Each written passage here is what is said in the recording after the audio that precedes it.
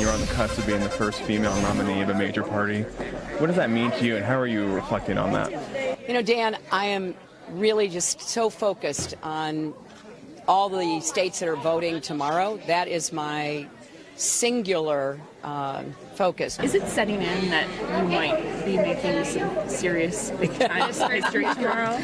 Well, I am obviously really excited about that, but I'm not letting myself focus on it yet because I want people to come out and vote tomorrow. Do you feel the weight of what this means for people? I do. And you saw it yesterday. I've seen it for more than a year. Hillary Clinton is speaking to the press for the first time in 6 months, just under 10 minutes. So reporters skipped some tough questions in favor of lighter ones that you just heard. Under scrutiny for avoiding the press, Hillary's campaign fired back, saying she has answered questions countless times in one-on-one interviews and town hall events. For their take, I want to bring in my political power panel, National Review reporter Kat Timpf, Democratic strategist Basil Smikle, and Republican strategist Ford O'Connell. Ford, what is your take on the series of questions you heard Ms. Clinton answer?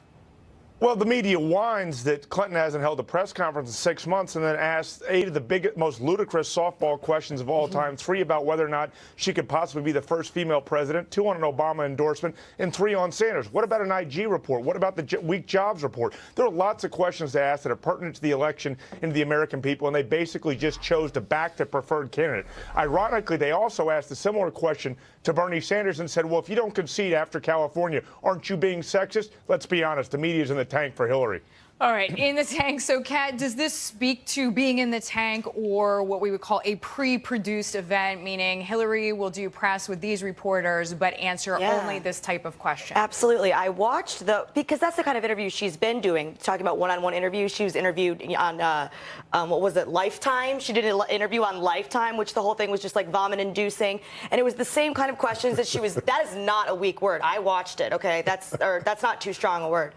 And, it's like, of all the things you could ask, how does it feel? If you want to talk to her about feelings, like, how does it feel to be running for president while you're under investigation by the FBI? How about that? We can talk about feelings all we want.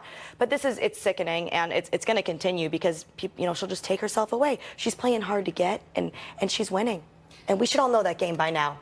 Basil. Well, I think it's interesting and ironic because Donald Trump didn't get a lot of hard questions, or at least people didn't dig too much into his background, and he's the nominee of the party. I think he's taken plenty of heat, Basil, just objectively. Really? And he makes himself available to the media constantly. Do we think that media writ large has actually done a lot of due diligence on this man? Are you really comparing with Hillary? Yes, I would say that, in fact, because Hillary Clinton's probably the most vetted candidate in America. Having said that, I think she has asked questions objectively between Clinton and Trump. I think Trump has faced a lot. Now, you could argue that because of the way that he speaks very deliberately, very straightly, that he gets himself into some places. But has largely gotten a pass for a lot of what he said. It's only now that there's some kind of reckoning with respect to the things that he said. But to answer your question directly, I would say that Hillary Clinton has done interviews. She's called into radio shows. She's sat down with reporters and anchors and answered questions in town hall meetings. Talks about her love life with Bill on then talk to them about the questions that she's been asked. But she sat for these interviews and answered questions. Ford, I know you have. She's a scripted candidate, and let me tell you something. This strategy of shutting off the press would be great if you're running against Mitt Romney. I think it is basically a recipe for disaster for her against Donald Trump because he is so good at controlling the media